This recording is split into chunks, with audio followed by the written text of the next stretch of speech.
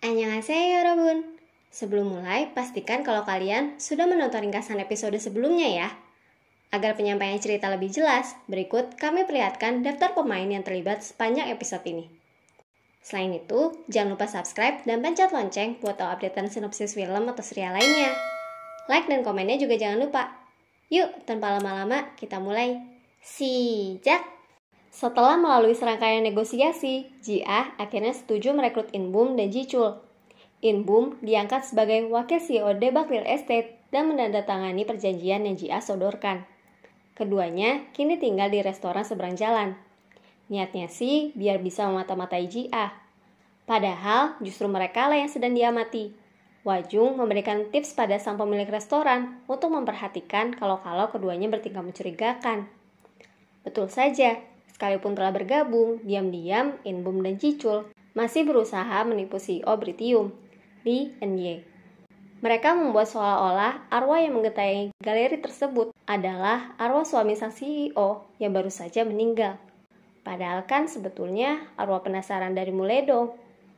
Berhubung In-bum masih tidak percaya dengan hantu ataupun ritual pengusiran yang Ji-ah lakukan, ia mengira kalau selama ini mungkin Ji-ah hanya berhalusinasi. Mungkin ibunya dulu juga berhalusinasi parah sampai membunuh pamannya. Ia pun mencoba mengambil mangkuk dupa Ji-ah dengan mengendap-endap masuk ke dalam rumahnya. Sayangnya, entah kenapa, saat dia sudah yakin membawanya keluar, yang ada di dalam tasnya malahan labu. Merinding sendiri deh dia. Di tengah-tengah usaha Ji-ah mengusir arwah penasaran di galeri tersebut, kita diperlihatkan Lee Eun-ye yang didatangi oleh Do Hak-sung. Rupanya, Do Hak-sung berniat membeli gedung galeri dengan harga murah. Namun Lee Eun-ye kelihatannya keberatan. Ia sepertinya cukup percaya pada kemampuan Ji-ah untuk menjual gedungnya dengan harga sesuai tanpa pengurangan. Ji-ah berhasil melihat wajah sang arwah namun tidak berhasil mengenalinya. Padahal ia membutuhkan nama lengkap sang arwah untuk dapat mengistirahatkannya. Ia pun meminta Lee Eun-ye untuk mengatur pertemuannya bersama dengan Cho Yun-so, pelukis yang rencananya akan melaksanakan pameran lukisan di galeri Britium. Di sana barulah terungkap kalau ternyata identitas arwah yang bergentayangan adalah Kim Byung-ho, pelukis bayangan Cho Yun-so. Ternyata selama ini Cho Yun-so menggunakan karya-karya Byung-ho dan menjualnya atas nama dirinya. In-bum diam-diam memberikan informasi tersebut pada Ji-chul. Hingga akhirnya Ji-chul berhasil mendeteksi handphone Byung-ho dan menemukan sebuah akun cloud yang otomatis terhubung dengan handphone tersebut. Dari sekian video yang ada, terdapat video yang memperlihatkan secara gamblang bahwa Byung-ho sedang melukis karya seni yang akan dipamerkan. Keduanya pun pergi ke rumah Cho Yun-so dengan niat memerasnya. Kalau tidak mau video itu mereka sebarluaskan, Yun-so harus membayar mereka dengan mahal. Wah, emang dasar mental penipu ya. Ada celah sedikit, langsung hajar kesempatan. Di sana, In-bum kebetulan lupa mengenakan kalung jimatnya sehingga arwah Byung-ho berhasil merasukinya. Dalam kondisi tersebut, ia mencoba mencekik Yun-so. Untungnya, Ji-ah datang di saat yang tepat dan langsung memakaikan kalung jimatnya pada In-bum. Saat sadar, In-bum dan Ji-chul sudah berada di kantor polisi untuk penyelidikan. In-bum ditahan atas percobaan pembunuhan pada Yun-so, yang tentunya membuat In-bum bingung. Dia kan tidak melakukan apa-apa selain mengancamnya. Namun, setelah polisi memperlihatkan rekaman CCTV rumah Yun-so, In-bum hanya bisa merinding tidak percaya. Ia pun teringat masa kecilnya. Ternyata, ia pernah mengalami hal serupa, melukai seseorang tanpa ingat apa-apa. Seketika ia pun paham, ternyata betul kata Ji-ah, dia adalah seorang cenayang. Ji-ah membawa In-bum yang baru saja bebas dari penjara menuju studio Muledong. Niatnya sih mau langsung mengistirahatkan arwah Byung-ho. Tapi saat ritual pengusiran berjalan, In-bum menolak untuk melepaskan kalungnya. Ia takut. Dia tidak mau hilang ingatan dan kembali sadar dengan tangan bersimbah darah seperti saat ia kecil. Setelah sempat berusaha menenangkan In-bum dan instruksinya kembali diabaikan, Ji-ah mau tidak mau melepas paksa kalung In-bum. Byung-ho pun berhasil diistirahatkan.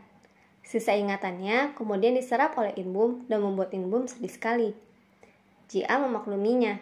Ia paham apa yang In-bum rasakan. Jia pun mencoba menghibur Inbum dengan menyuruhnya melakukan hal-hal yang ia sukai agar bisa melupakan kesedihannya. Toh rasa sedih yang Inbum rasakan akan hilang seiring waktu, walau ingatannya akan tetap tinggal. Mendengarnya, Inbum tidak terima. Masa iya dia harus mengingat kenangan sedih orang asing selama-lamanya? Tapi ia jadi kepikiran, bagaimana dengan Jia? Artinya, selama 10 tahun karirnya menjadi pengusir hantu, Jia mengingat semua kenangan menyedihkan para arwah. Dari sini, kita mulai melihat perasaan saling simpatik antara kedua karakter ya. Inbum juga sepertinya terpesona nih waktu Jia memakaikan kalung jimatnya. Malamnya, Jia mabuk dan tidak sengaja kerasukan arwah sang ibu. Ia pun kembali mengingat kejadian 20 tahun lalu. Saat ia tidak berhasil menuruti permintaan sang ibu untuk mengusir hantu yang merasukinya, membuat sang ibu menusuk dirinya sendiri dan berujung tewas. Jia tampak sangat menyesal. Ia merasa bertanggung jawab atas kematian sang ibu. Esok paginya, Inbum menceritakan kalau semalam tubuhnya bergerak sendiri sampai ke rumah sakit tempat istri Byung-ho dirawat. Ternyata istri Byung-ho ini mengidap sakit keras dan membutuhkan biaya besar untuk menjalani operasi. Akibat mencemaskan istrinya tersebutlah, Byung-ho tidak dapat pergi dengan tenang. Inbum akhirnya meminta Jia untuk membujuk Lee Eun-ye agar dia dapat menjual satu saja karya Byung-ho demi membayar operasi sang istri.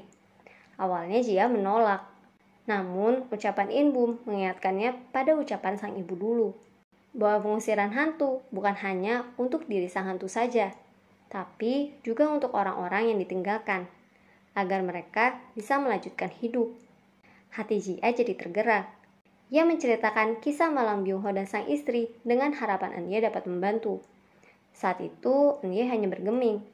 Tapi saat hari pameran tiba, rupanya Eun-ye mengungkapkan fakta di balik lukisan Yunso ke halayak ramai, bahwa sebenarnya pelukis asli karya yang sedang dipamerkan adalah Byung-ho. Ia juga berniat memberikan seluruh lukisan Byung-ho pada sang istri, sehingga ia bisa mendapatkan uang dan menjalani pengobatannya. Akibat efek samping kesurupan, Inbum dapat melukis karya Byung-ho. Ia pun mencoba menjual karya tersebut dengan maksud membantu biaya operasi sang istri. Begitu tahu karya Byung-ho resmi diakui, ia berniat mengambil keuntungan tersebut untuk dirinya sendiri dan Jicul. Walau akhirnya transaksi tidak dapat berlanjut, ia tidak sampai hati menjualnya waktu tahu lukisan tersebut sebenarnya ditujukan untuk istri Byung-ho. Di akhir, barulah kita diceritakan bagaimana Byung-ho bisa tewas. Byung-ho meminta Yunso untuk membeli satu saja karyanya dengan harga yang pantas, di mana uang tersebut akan ia gunakan untuk pulang ke kampung halamannya dan membiayai operasi istrinya. Ia memutuskan untuk tidak lanjut bekerja, mengingat kondisinya kini makin buruk akibat kanker yang ia derita. Alih-alih simpati, Yunso malah khawatir tentang dirinya sendiri. Kalau Byung-ho pergi, artinya dia sudah tidak bisa mendapatkan lukisan Byung-ho lagi kan? Ia pun mengambil paksa lukisan-lukisan Byung-ho dan secara tidak sengaja membunuhnya. Seluruh kejadian ini rupanya terekam dalam salah satu video yang Jicul temukan. Yunso pun akhirnya dibawa ke kantor polisi. Gedung galeri berhasil mereka jual dan dengan begitu kasus Britium resmi selesai. Do Hak-sung hanya bisa kecewa saat tawarannya untuk membeli gedung tersebut kandas. Dengan berakhirnya kasus ini, kerjasama antara Jia dan Inbum harusnya juga berakhir. Tapi Inbum bersikeras melanjutkan kerjasama mereka sampai bulan depan. Setidaknya sampai Young-sik, cenayang lama mereka, pulih dari cederanya. Sepertinya sih Inbum tetap bertahan untuk mengulik kasus kematian sang paman. Hwajung pun membujuk Jia, dan Jia akhirnya menyetujuinya. Kita masuk ke kasus baru ya Cinggu, kasus apartemen Green Villa. Seorang ibu rumah tangga kelihatan diganggu habis-habisan di unit apartemennya. Sebagai penonton, Mimin kira ibu ini adalah pemilik rumah yang diganggu. Sampai akhirnya terungkap bahwa ternyata ibu itu sendirilah arwah gentayangannya. Sepertinya ia tidak sadar kalau selama ini ia sudah mati. Premis ini rupanya menjembatani adegan selanjutnya. Adegan di mana Do Hak-sung datang secara langsung menemui Jia. Di sana ada seorang berdiri di sampingnya, seseorang yang wajahnya tidak asing. Ia adalah paman Inbum. Kayaknya sih dia juga tidak sadar kalau selama ini dia sudah mati. Tapi kenapa ya Paman Inbu menggentayangi Do Haksung? Saksikan ringkasan episode selanjutnya ya. Annyeong!